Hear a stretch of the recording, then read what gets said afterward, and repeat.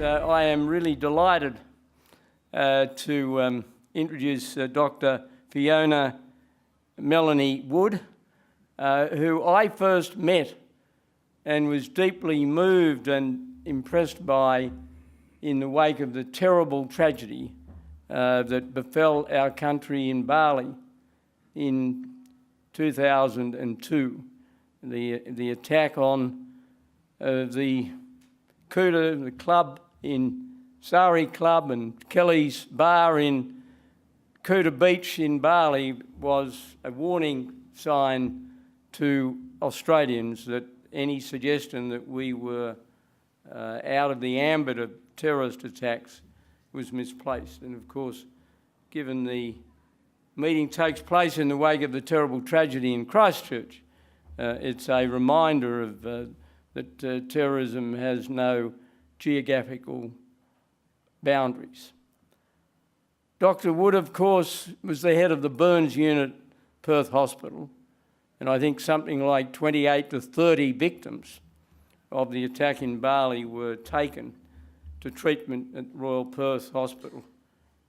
And of course, she presided over the relief of suffering and the suffering of people who've suffered in many cases, up to 90% burns to their bodies. The relief of that suffering was a true act of great humanity. And as an Australian, I'm very proud of the fact that in the early 90s, she had won worldwide acclaim for the special method of the pouring on method of treating burns, which reduced the level of scarring and has won her worldwide acclaim. Now, Fiona was born in a county called Yorkshire that's contributed a lot, not only to the English cricket team, but has also contributed a lot to Australia. I mean, a lot of people think of, when they think of Yorkshire, and now the football season started, a lot of people think of South Sydney and Sam Burgess. He was born in Yorkshire. I don't think of him because I don't barrack for South Sydney, but can I say that she met her husband, as so many Australians who ended up marrying English men and women in London, and they came, of course, to settle in Perth, and he is also a surgeon and have raised 6 children, and 1 or 2 of them are contributing to representing Australia in very great sporting endeavours. Fiona was recognised, I think, very appropriately as the Australian of the Year in 2005. And she consults at the Fiona Stanley Hospital as well as the Royal Perth Hospital, and is truly acclaimed as one of Australia's great medical figures of the last 30 years. And I am personally delighted to welcome her and to invite her to address you. Thank you. Oh, thank you so much for your kind introduction and for giving me the opportunity today to speak with you about the role, this place of science in Western civilization. I'm an absolute sucker for doing anything I've never done before. So when this invitation landed in my inbox, I was going to say on my desk, but that doesn't happen these days, does it? It pings in the inbox. I thought, oh, right, I'll have a go at that. And as we were just speaking, I have a personal thanks because I recently had bilateral knee replacements in the Hollywood Hospital, a Ramsay Hospital. And I chose that hospital because it had the best infection control record. And if anybody is going for joint replacements, you know, that's the first thing to ask because you don't want an infection. And so here I am this evening and I'm thinking, well, how can I put into context my feelings around how I believe that we are in an extraordinarily exciting space. Science and technology is interwoven in our lives in a way we couldn't begin to unravel it.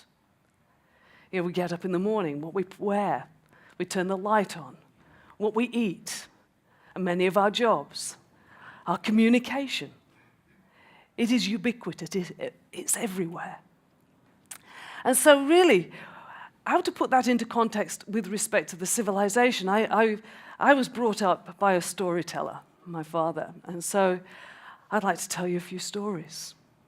because I think that will give you really the context in which I'm operating the best way I can.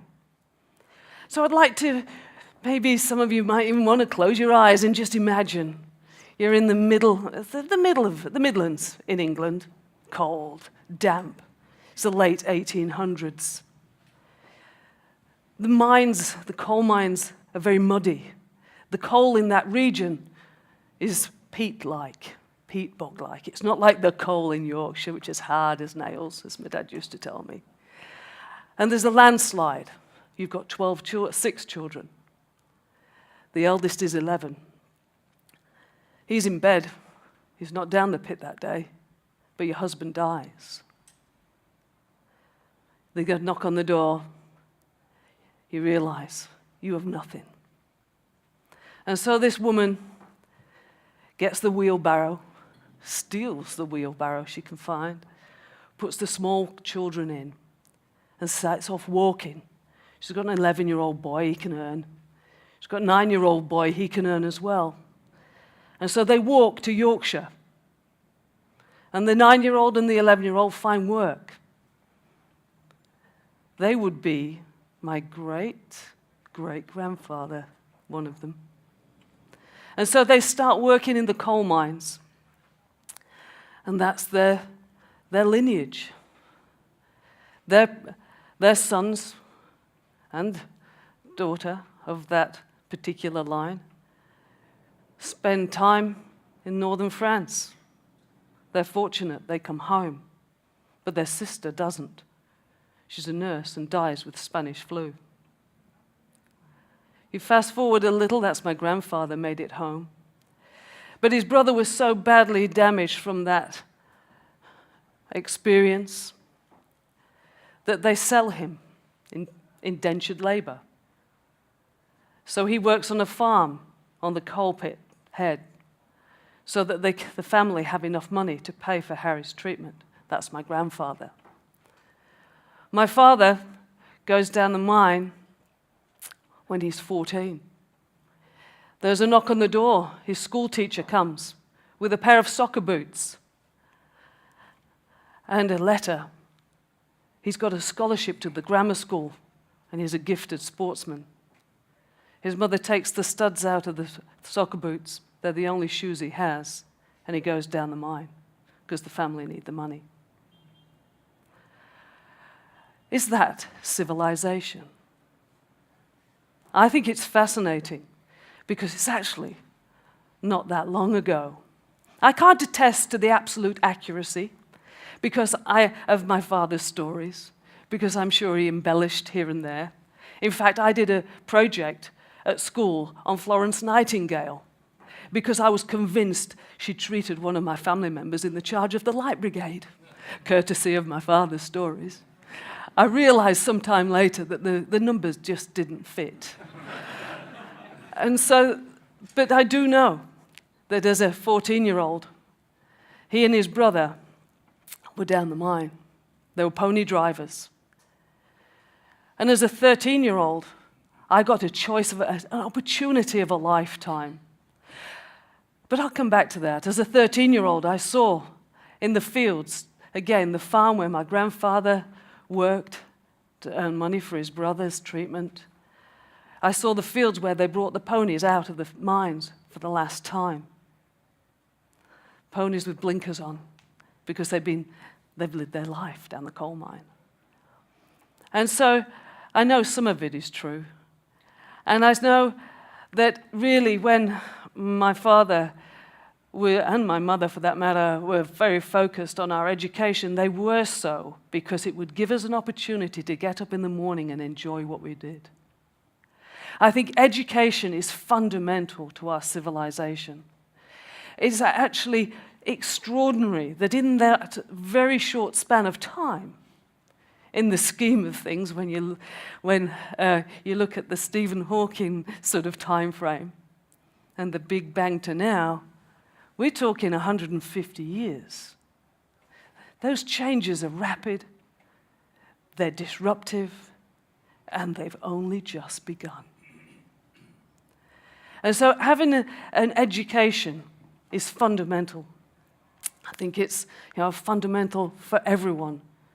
So there are many things I think we need to work out when we come to this, looking at this whole civilization issue, is have access to education, and access to an education that broadens the mind rather than narrows it, that engages in diversity, and an understanding that collectively we can do so much more than as individuals.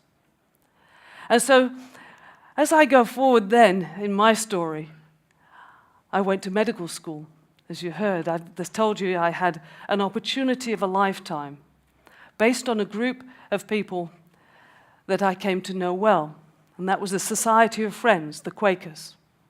In the next door village to me in England, there was a school.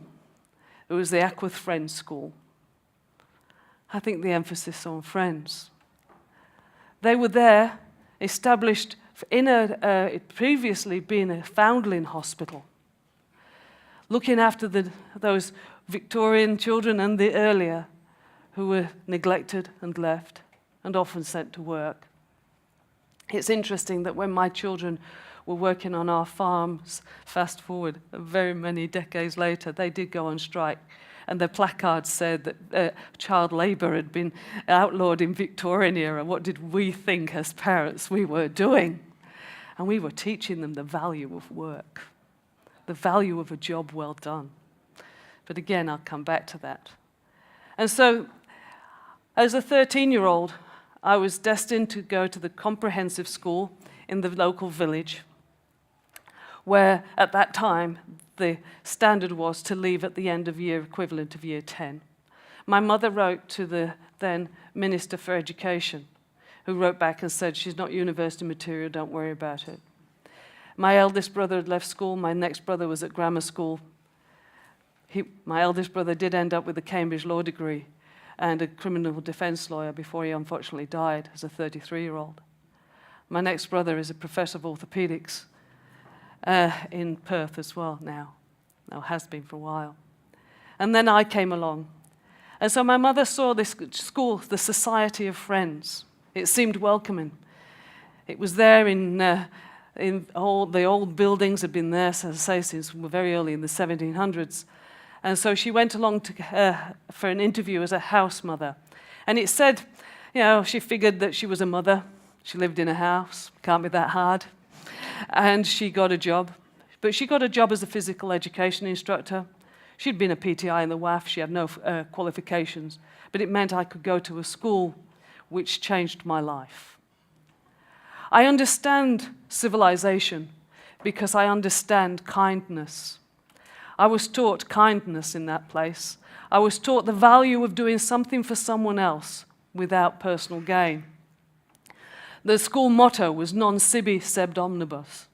So I think in this context of Western civilization, where is the kindness? And we must strive to maintain the kindness. I think it is a fundamental for us all to understand the value of doing something for someone in need, someone that we may never know, someone that actually will be better off because you are on this planet. That is what civilization is to me. And that's what I learned as a very impressionable young girl in those cold Yorkshire mornings as we were running round the fields, and I learned also that I was never going to be a runner, and so I better stick to the academic side of things. And so when we start to think about science, I recall one of the earliest experiences I had of a scientist with passion was my teachers. My chemistry teacher, my physics teacher, my maths teacher were just extraordinary men. I had the great fortune of sitting down at my father's funeral 6 years ago with my physics teacher, who's still alive. He was 96, unfortunately has passed since, asking me, what is new, Fiona? What is new in your world? And so we discussed the fact that, and I will share with you now, that because of my interest in neurophysiology, my interest in the brain, and interest in things that I've been interested in all the way since I was at school and in his physics class, the electricity along a nerve. How do we interpret pain when it's just electricity and chemistry? That is something to ponder. And I can tell you, if you are burnt here, your nerves will change here and your brain will change here. And maybe one day we will use that information to think ourselves whole. That is the power of science. Based in physics, based in chemistry, based in imagination, based in our civilization, where we give the support to those who dream. So back in those days, I got the opportunity to go to this school, as I've said, and it changed my life. From there, I got the opportunity to go to medical school, where I saw science on a daily basis, up front and personal. There is nothing like a medical school to see a vast array of science and technology that we had achieved to this point. And I'd like to take you again in a bit of a journey with me, a journey into an operating theatre. I'm sure a number of you have been there, but I'm sure, I certainly I hope that you don't remember it. But you'll be pleased to know that I do, because I'm there on the other side of the fence. I remember the first operating theatre I walked into in St. Thomas's Hospital Medical School. The environment was electric. Walking into this environment, straight off the bat, what's on the walls linked into the floor such that there's no nooks and crannies from an infection control perspective. Looking at the equipment, the microscope, it was a microsurgical case. Because right from the bat, I was researching with the plastic surgeons. So there's the lighting system with the Zeiss lenses and the microscope with the robotic arms, hinged arms, so that they could come over and actually focus in and sew together blood vessels. They were 2 and 3 millimeters with sutures, with the needle swayed to the plastic suture, such that when you push that through the blood vessel, it doesn't tear, but it leaves a small hole that closes around the suture behind it. You could tie a knot. And the knot, it's not just straightforward. You tie in a knot in something that has to lose its memory so that the knot doesn't untie itself. We talk about memory in certain sutures and certain chemistry, because it wants to untie itself, and we've got to overcome that so that the knots stay tight and withstand the blood pressure that's pumping with the oxygen, keeping the person alive, the blood flow going around. I clearly was overwhelmed. And I clearly am still. Because that environment that advances to this point and keeps going down this road, this juggernaut that we call science, that keeps moving, has changed lives. It changes lives on the macro level. It changes lives on the individual level. It gives us an opportunity for quality of life that is unprecedented. I absolutely fundamentally understand the inequalities across the world with respect to nutrition. We've got some serious challenges. Why have we got the indulgent overweight and we've got the starving? That's a challenge for us all. Because there's certainly enough food on this planet to feed us all. So how do we melt that civilization, that acknowledgement that it's the right thing to do, and actually put that into practice? And I'm sure if you think, don't, probably half a second, you know somebody who's volunteering in some way, shape, or form, or maybe you are yourself, or helping save the children, or whoever it may be, to make a difference, again, to somebody you may never know, but knowing that their life is better because of yours. So this juggernaut that we keep driving forward, this science and technology, engineering, maths, we all talk about STEM these days. I make a real plug for talking about STEAM, because I think we have to put it into context. We have to put it into the context of our whole society, our communities. And we can't do that without bringing us all along with it And that's not science in isolation, it's science as part of civilization. And so as I go forward in my own personal journey, I see that I absolutely focused on how we can do better. I see suffering every day, and it's my privilege to do something about it. One of the most extreme times of my life you've heard about. But it wasn't just my life that changed around that period of time, it was many lives. Many lives changed and were never the same again. But I certainly came forward and through that, knowing that the only way we can respect those who suffer and those who may not survive is by ensuring that we aggressively engage in learning so that tomorrow is better. And those learnings can be in the sphere of science and technology and data analytics, but they can be in the appreciation of beauty.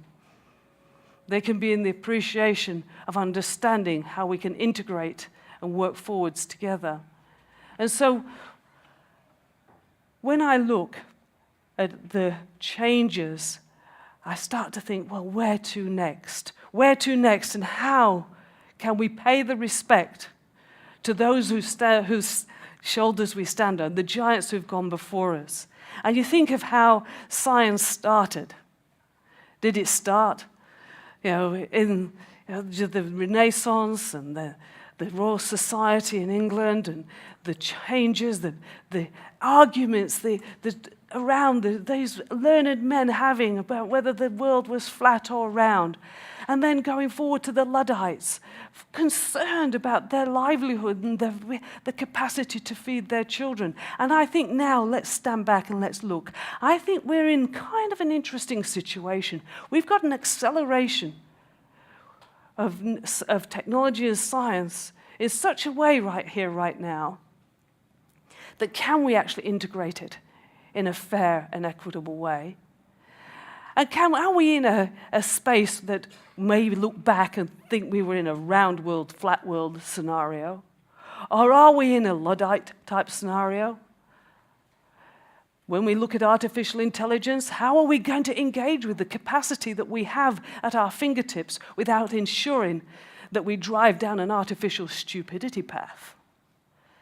Taking the opportunities that we have and making sure that we don't imprint upon it, I should say, our intrinsic bias.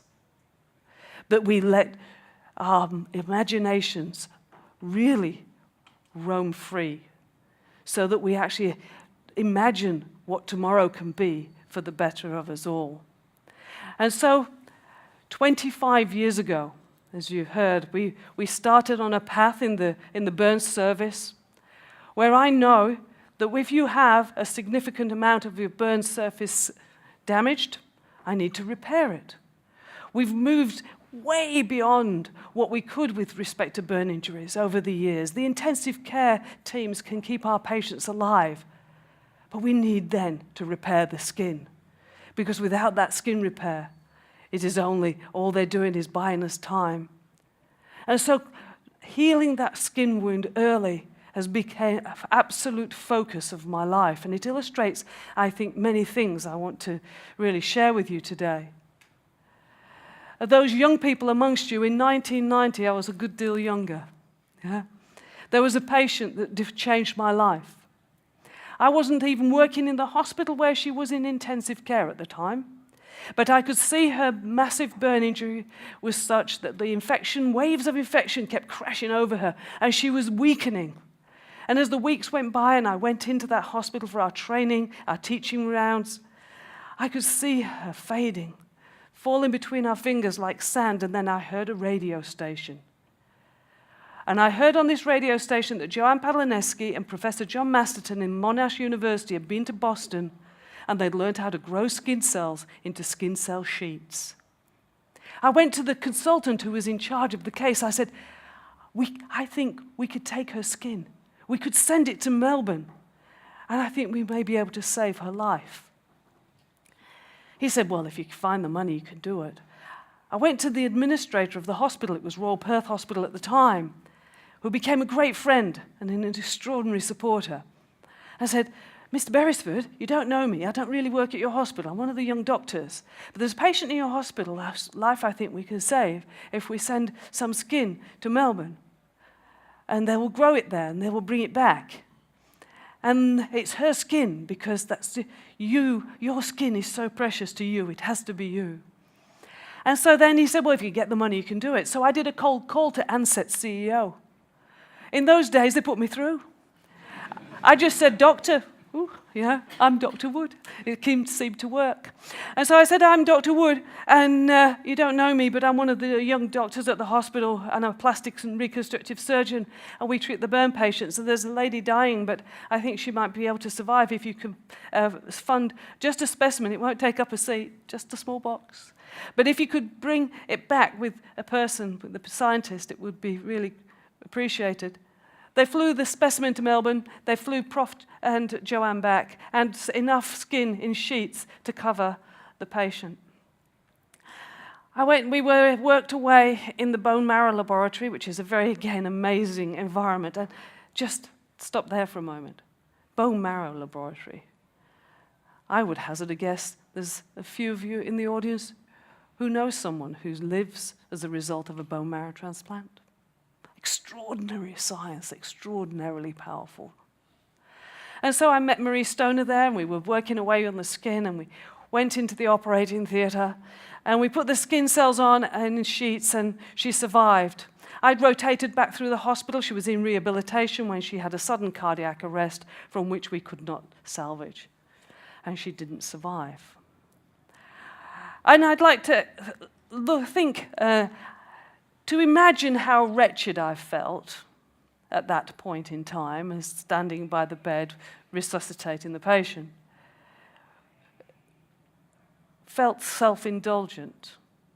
It was a fraction compared to how her family felt, and that was my next job, to go and explain what had happened. And I learned a lot about myself that day, and I learned a coping strategy that has taken me through from there to now. To honor that, I had to learn something. I had to learn so that others would survive because of the learnings around her. As an individual, the science and technology that we applied to that individual in that context was the very best we could worldwide at that point in time. I had scoured the literature. I had left no stone unturned, and I say to those youngsters in the audience, if you have an idea, never let it go. As my mum used to say, grasp the nettle with both hands and don't let it go. You'll always find somebody to help you. You just have to ask and ask, and don't be put off if people say no. Just keep asking, you'll find them. There's a lot of good people out there, far many more good people than not, actually.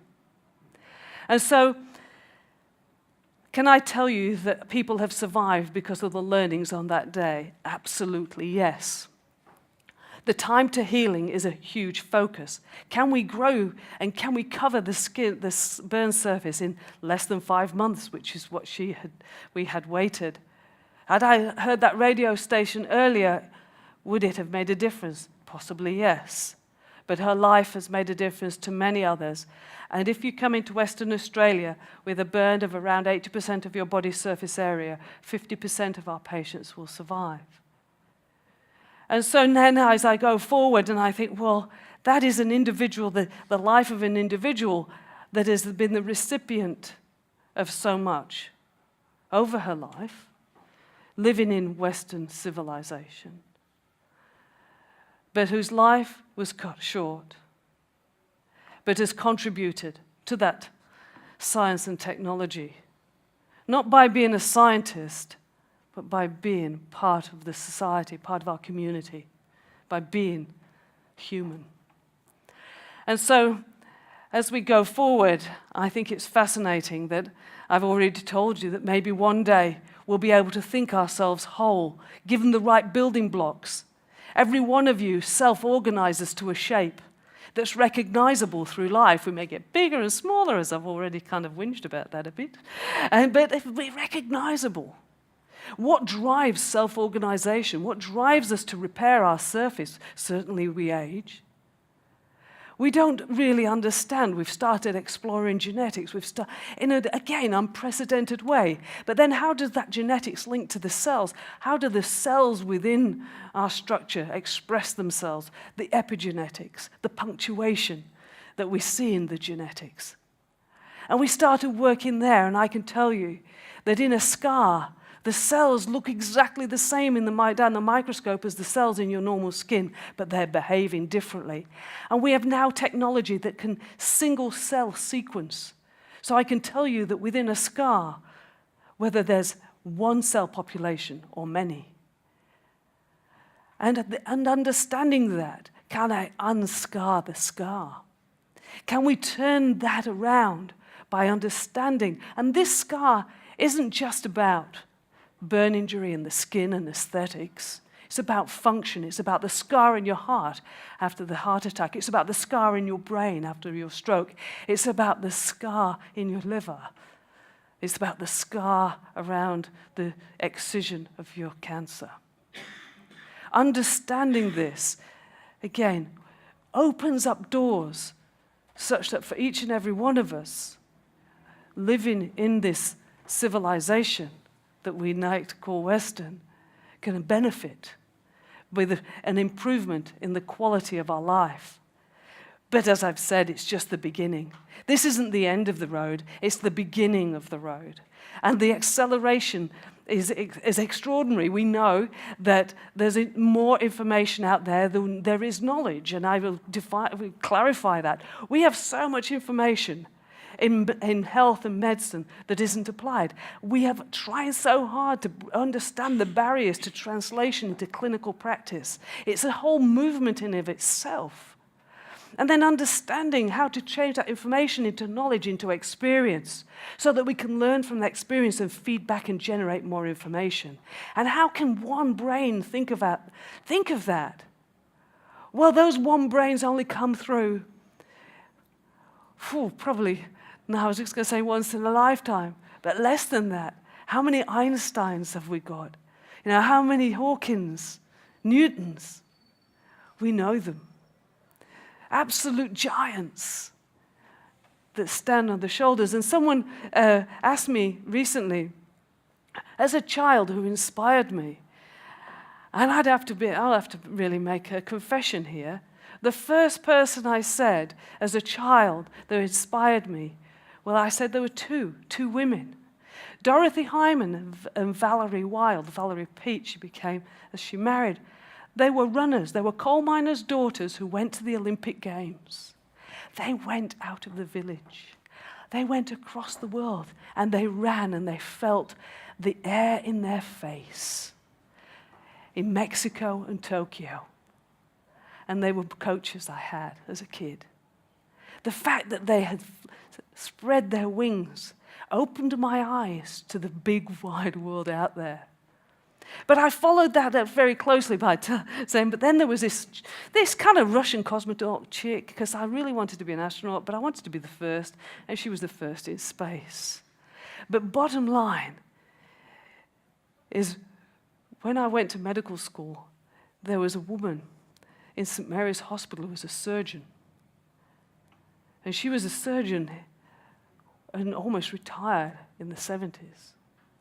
And to be a surgeon in those days, now that was inspirational. And so when you start to think about the Einsteins and the Newtons of our world, behind that there's a whole lot of people there that need our support, and that we can harness their inspiration and their imagination and jump on with the coattails and stand on those shoulders as we go forward. Because, in fact, what we will be able to do, I think, if we start to imagine 10 and 50 years down the track, is going to be extraordinary.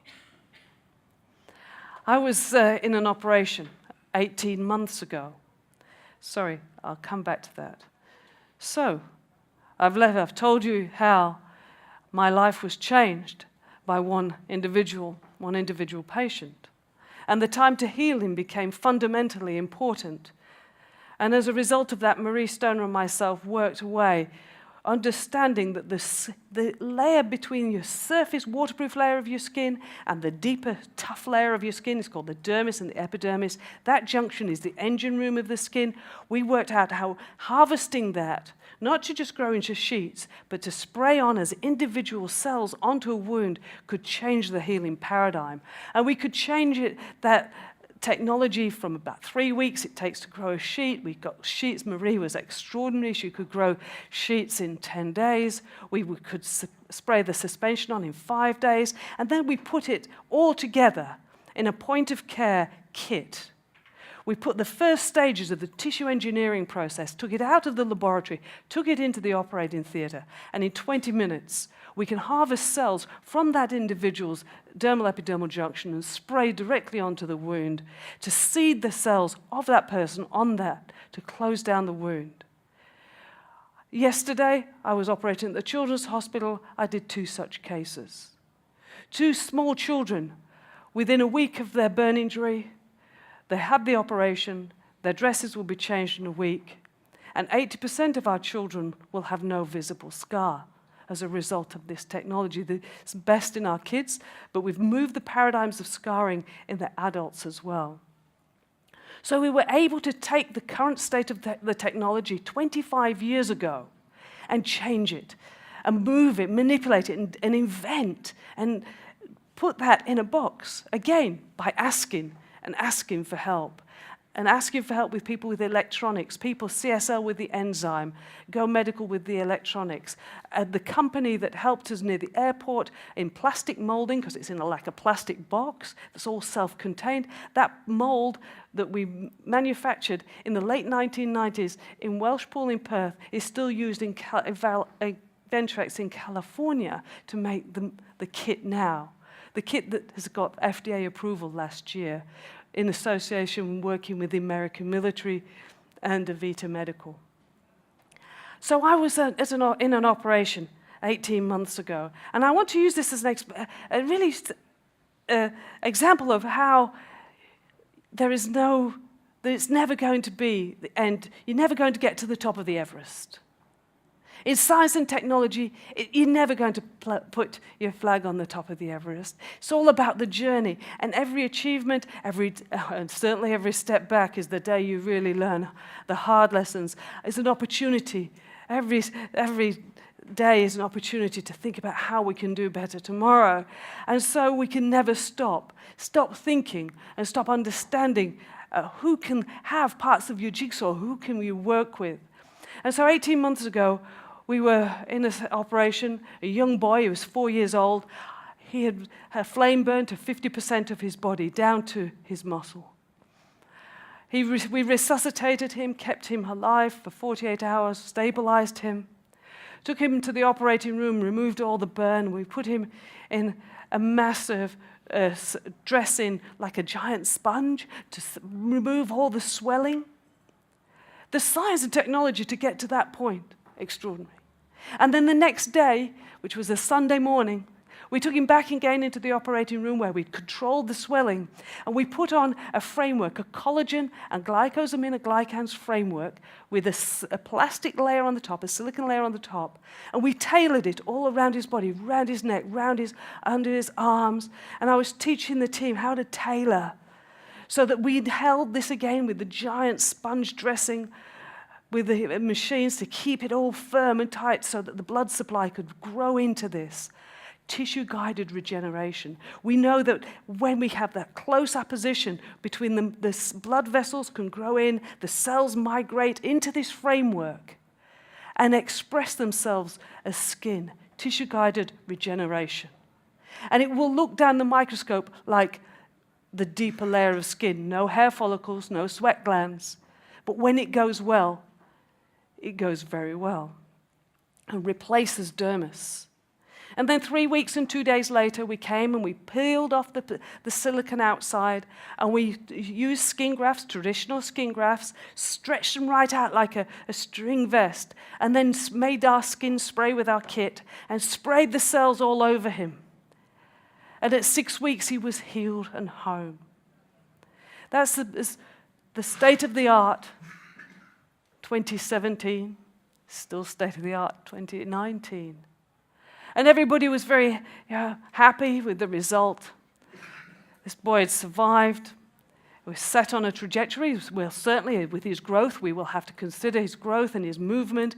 And we will, with laser therapy, trying to unscar the scar, and we'll be driving the releases to allow him to grow over his development. And as we stood around and we debriefed after what was a significant and extraordinary case, it was very reminiscent of me from my youth, where we used to get burns from night dresses, catching light from open fires. It's very similar, a sort of bit of a blast from the past. I said, well, 25 years ago, this team changed the paradigm. We took growing skin in the laboratory and we took it to the bedside and we sprayed the skin cells on for the first time in 1994.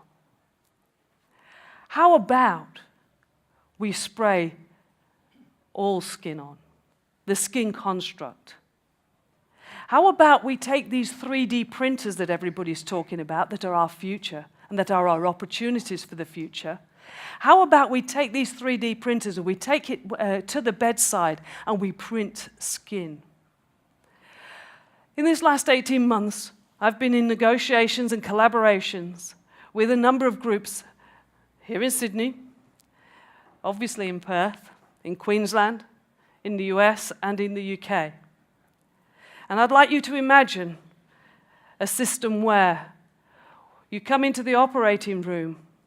Currently, I will take a sharp knife and I will remove the burn, and I'll remove the burn until I see pinpoint bleeding, because then I know the tissue in the base of that wound is alive. I'm sure you'd all agree that's not desperately subtle. There is an eye knife, 8 of them in the world. And this eye knife, intelligent knife, captures the plume. It's a laser knife. It captures the smoke coming from the laser and does real-time chemistry analysis so it can tell the condition of the cell that it is cutting through. I want one in my Christmas stocking. So I'll be with them again in a few weeks when I travel into the UK to get one of these eye knives in Perth linked to our National Omics Centre that is opening up. Because the 8 eye knives around the world, the vast majority are being used in trials to cut through around a cancer, and they can tell whether the cell being cut through is a cancerous cell or not, so that the margins of the tumor, the margins of that cancer can be told real time. That is the power of linking science and technology, such that you don't have to come back for further excision of your cancer. Yet you don't have to suffer a broader tissue loss, people having to take more of your way than necessary. I want to drive this technology so that I can into a trauma scenario, salvaging what is survivable, removing what is not. Not just in burns, but in all trauma, because we know that trauma changes, surviving a trauma will change you for life. So the more accurate I can be, or we can be, at that time, the better. So with our NH and MRC, we have been successful with a group of folks from Queensland, us, and New South Wales to build the library of understanding around the chemistry that we need in trauma that is distinct from malignancy, and to see where it overlaps and where it doesn't. And then the second phase of that, you can imagine. Imagine a car wash, right? The first part of the car wash, I want to remove all what's wrong, whether it's a cancer or the burn or the bad tissue that's not got a blood supply. The second part of the car wash, I need to understand what it is that I'm dealing with. What is the extent of the deficit? And so we're working with the CRC in spatial imaging. They do an enormous amount with the oil and gas companies, and they came to us and said, would our 3D spatial imaging help you? Well, yes.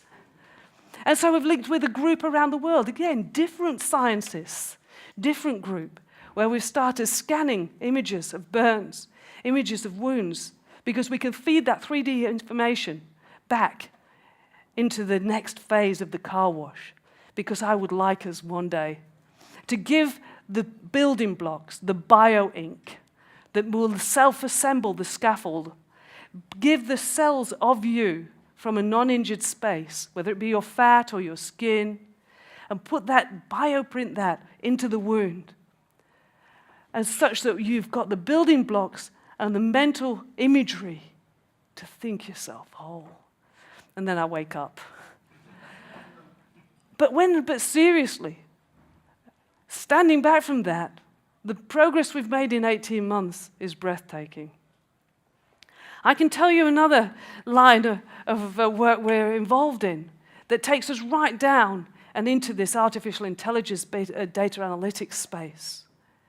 And when I was with a group of people 2 weeks ago in Sydney talking about data in health, an area there we've really got to understand the interface with our civilization, with our community, our society, that interface, privacy, ownership around data is something we could debate long and hard, but the power of that data is extraordinary.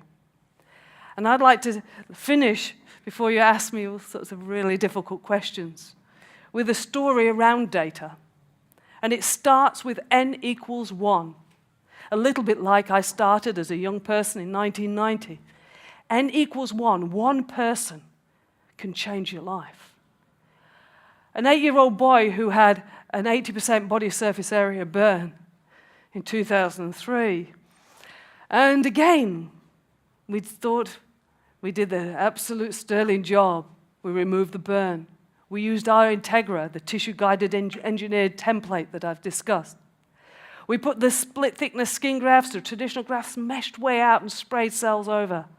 And he healed, and he sent us postcards from outdoor ed camp.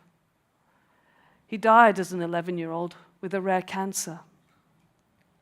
N equals 1. My colleagues told me it was a bad luck and a coincidence. Bad luck? Coincidence? That did not sit well with me. I needed to investigate.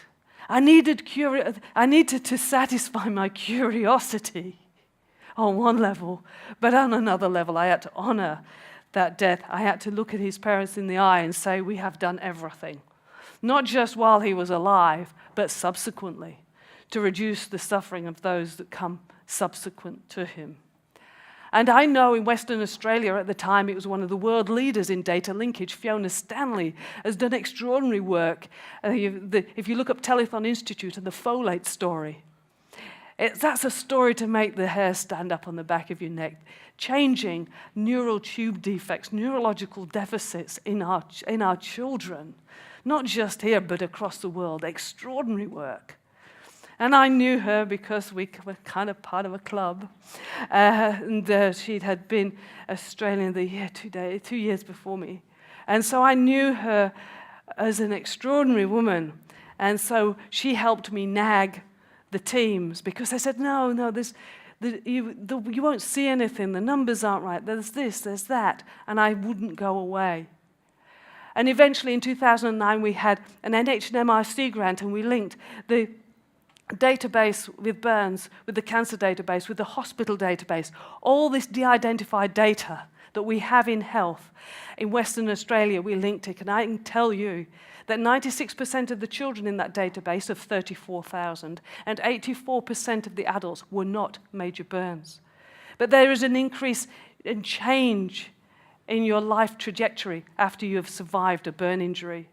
It appears to unmask the diseases of aging, your cardiac diseases, cancers, neurological diseases, all appear to be slightly increased, as if your life trajectory has been shortened maybe by 7-10 years. That's simplistic. I must apologize to my data linkage teams, because that is, as I say, an enormous amount of work put in a breath. But we understand that it has changed the life trajectory in mental illness as well.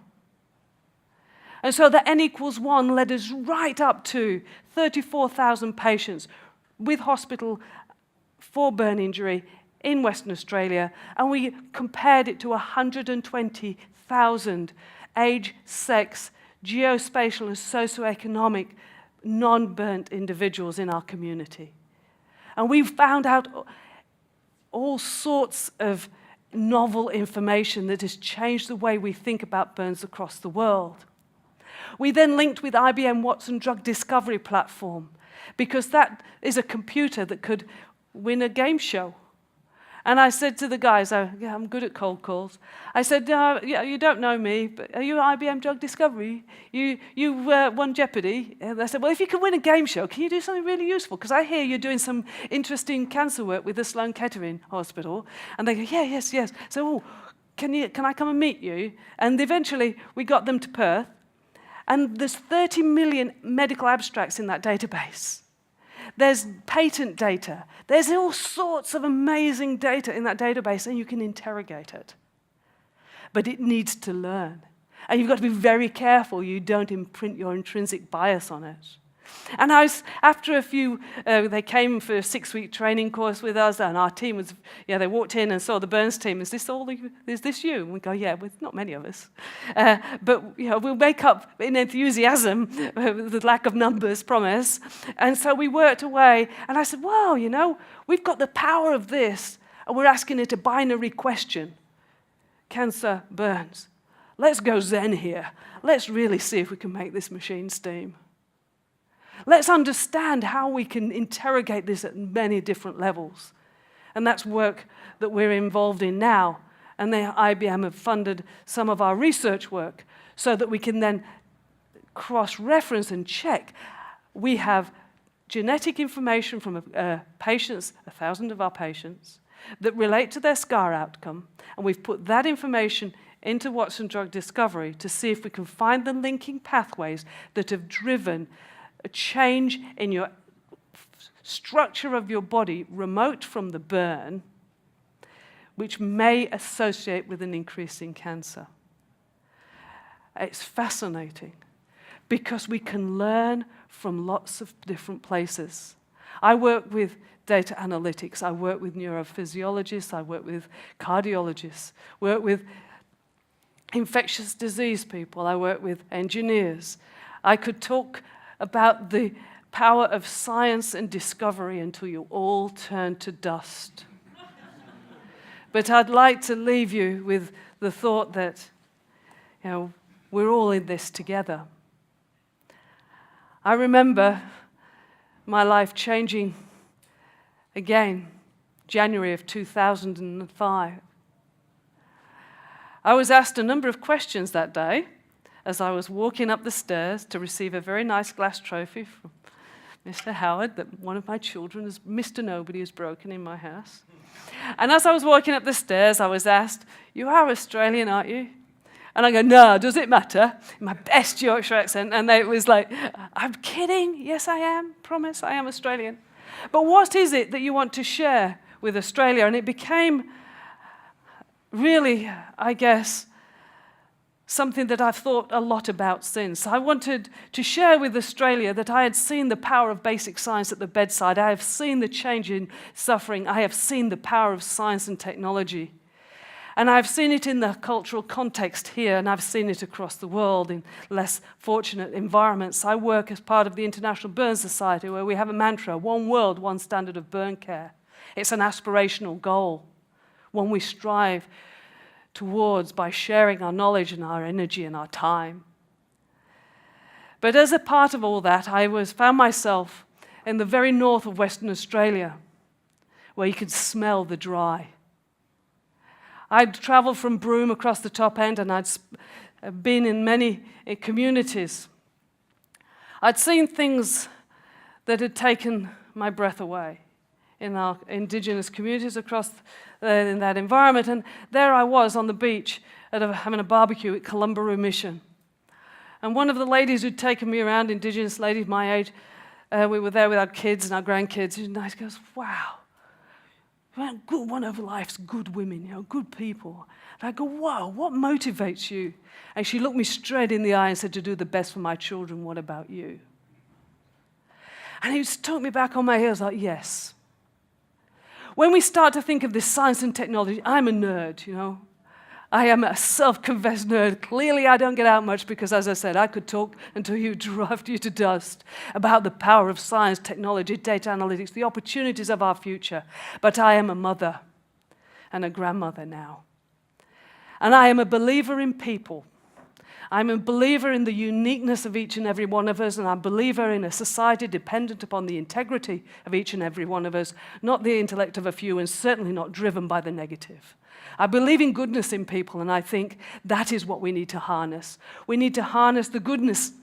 We need to harness the positive energy. And we need to do so such that our science and technology of the future shines, and we leave a history behind us that we are proud of. Thank you very much. I'd like to hone in around the developments around AI, science, and in a cultural context. It's an area I've done some professional work in, and I note that whereas in the past the leaders around some of these technologies have been in the Western societies, we now see quite a rise in AI research out of China. And one of the reasons for that is the availability of large data sets, because they don't have the sort of constraints around collecting data that we tend to have in the Western sphere.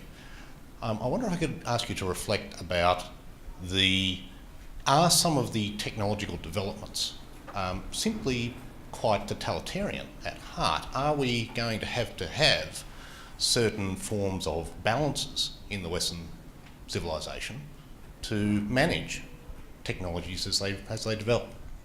I think that's absolutely an insightful question, because I think if we want 1984, we stand back and let it go. It's not my problem, not my job. But if we want actually something we're proud of, then we stand up and we're counted. We engage in the debate. We engage in finding innovative solutions. We understand how we can use different privacy frameworks, how we can engage in blockchain or whatever it may be, so that we understand the usefulness, but not at the compromise of the individual.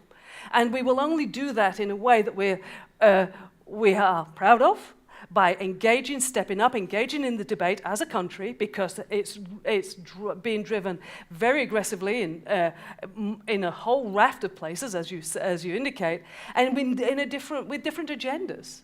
Well, if we stand back and let it run, well, you can't complain at the end of the day that it doesn't work for you. And I think very strongly about this, that we are intelligent people, we are well educated. Well, let's actually use it. And let's work out how we can encourage our young people to think differently, so that we have innovative solutions that we can then present to the rest of the world. Because there is no doubt, if we put our head in the sand, it'll swamp us.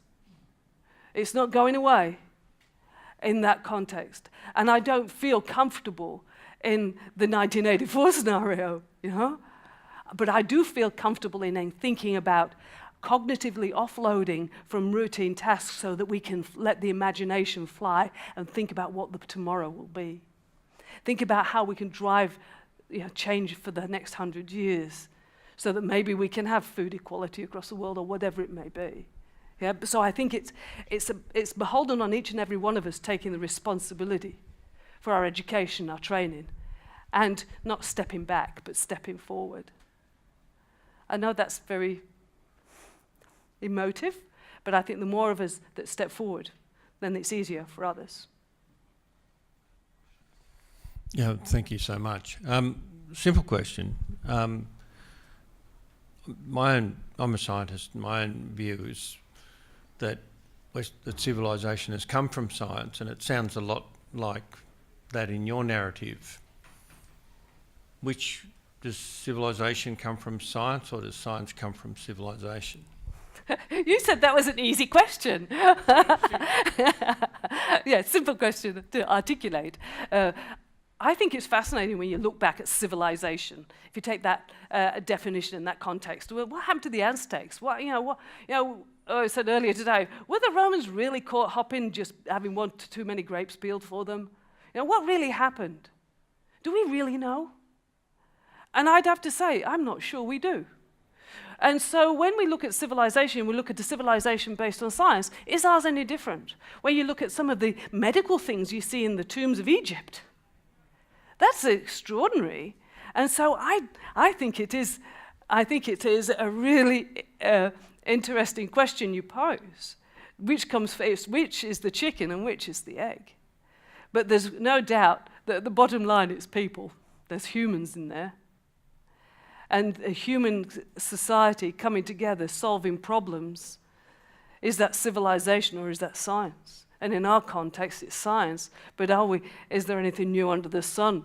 In the Aztecs, they were able to manipulate gold in extraordinary ways. And that's science. So I think we do well to step back a little bit here and there and have a think about that, particularly in context of our next steps around the AI and the sort of acceleration that we face. So, simple question to articulate, but I think we could all debate for days. But possibly we should go back and look at some of the work around the linguists.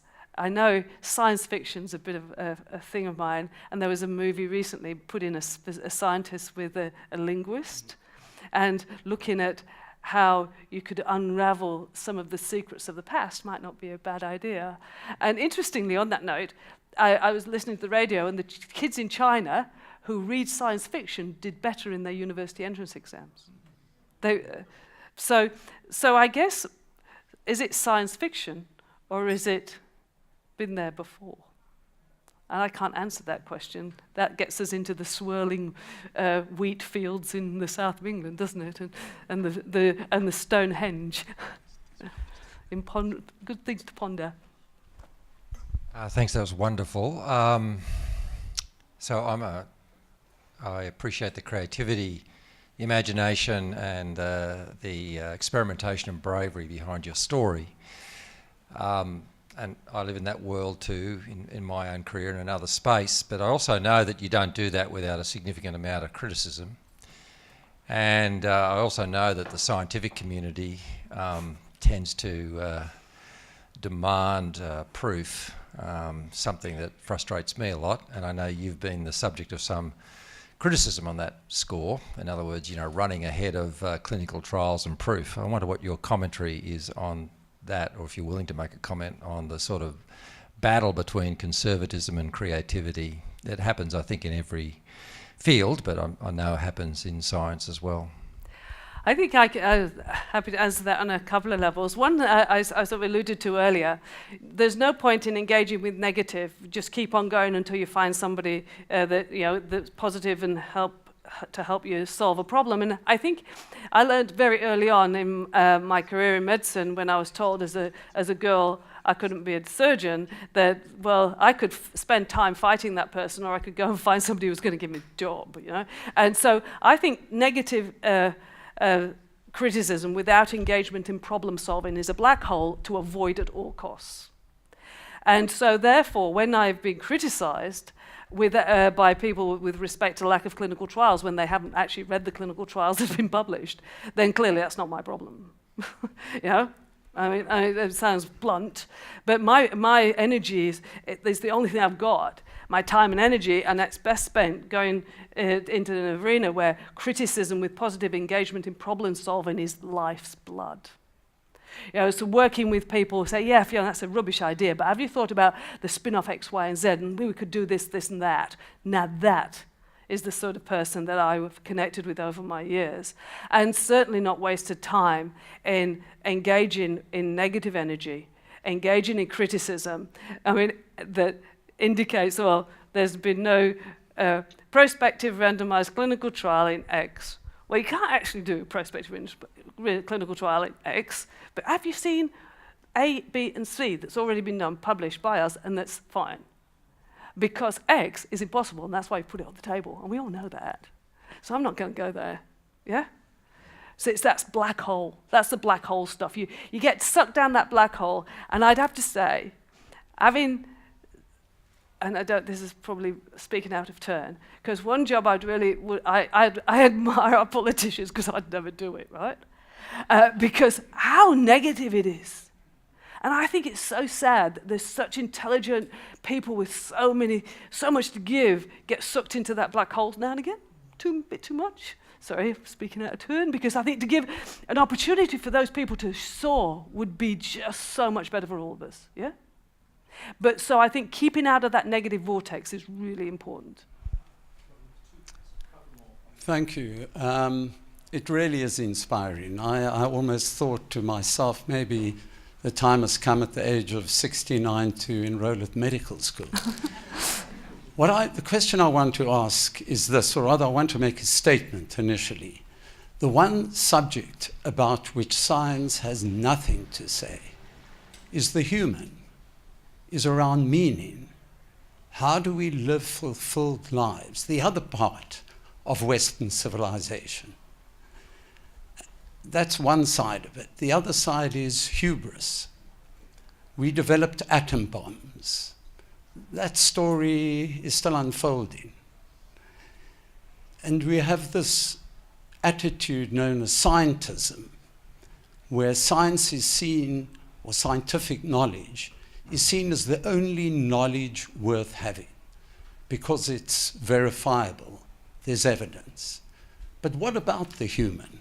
What about these folk that we refer to as our fellow human beings? How are we going to live lives? I'm concerned for my grandchildren. What sort of world are they going into? I'm not concerned that they won't get proper medical attention or won't be the beneficiaries of science. That's not my concern. My concern is, what kind of world are we going into where science, as it were, has been let off the rein?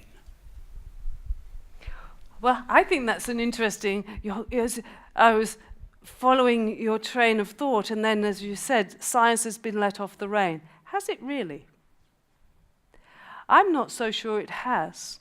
And certainly in my space, and the question just before, there is an element of inertia in science, as well as in medicine and surgery, that ensures, I think, that it isn't let off the rein. And there's a responsibility to justify ideas in frameworks that are more or less rigid. So I'm not sure science has been let off the rein, but I think the other aspect of your question, I think, is really fascinating.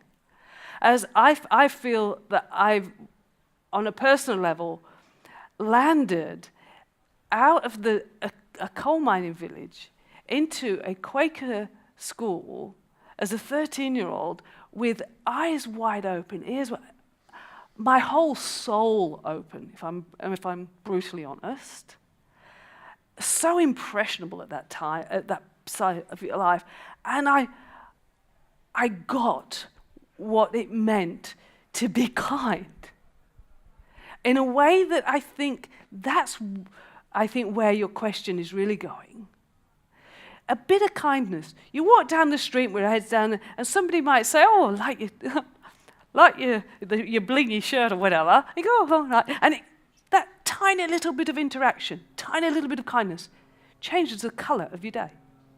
Ridiculous, yeah, but means something, and that's where you're going with that part. I think, and I think really we need to maybe give a little bit of time to actually thinking about the ideas that are locked not in proof, but ideas are locked in values and feelings. And I see that every day. Yeah, I alluded to that. Like, how is it electricity and chemistry pain? Something as basic as that. And I see that every day. I can't pin it down. I can't nail it.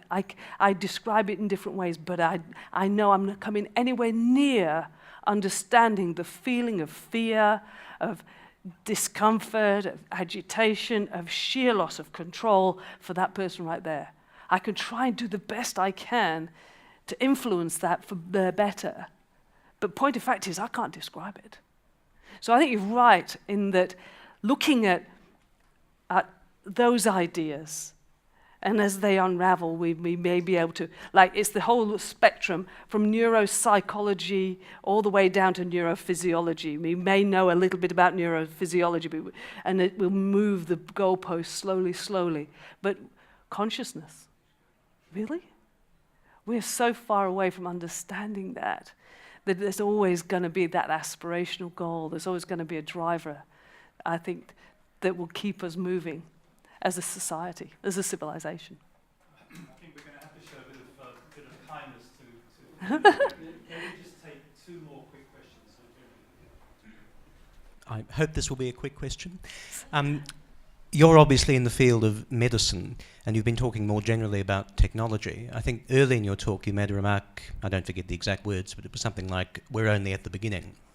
Now, medicine traditionally has been about healing, restoring, but of course, with technology taken off as it has, a lot of people hope and intend that it will do a lot more than that.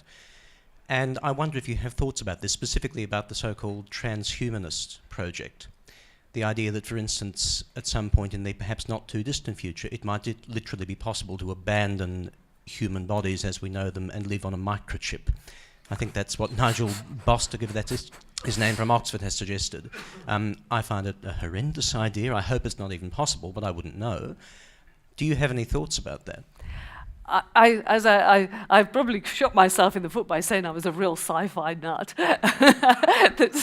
And I think I'd have to say, living on a slide in a lab doesn't fill me with joy at all. And I think that might be where we start to answer that question and think about my feelings about this. I understand the power of prosthetics. I treat a boy who had meningococcal septicemia as a 15-month-old babe, and he's lost 4 limbs. He's thriving now, but the possibility of him having prosthetics that will give him a quality of life in the future is very powerful. Yes. But when you start to go into the beyond that, I don't think I'm a conservative person, and I don't think particularly lack imagination. But I get to that point where I think, that kind of sci-fi is very much in that sci-fi space. And I don't think that, with our artificial intelligence and that kind of thing, it is limited by us. I don't believe that it will be in a situation where the machines will develop consciousness. I know it's talked about, but I just can't conceptualize that. And so when you start to put that into the sort of transhuman, I think, yes, I think sci-fi gives us unleashes our imagination, but really there are some things that I think may be the downfall of civilization. And then we're not talking about a human civilization, therefore. If we're talking about consciousness in machines, that's not human civilization. And so if we're talking about living on a microchip, that's not human. And so that, I could say, is really beyond my conscious capacity to conceptualize at this point.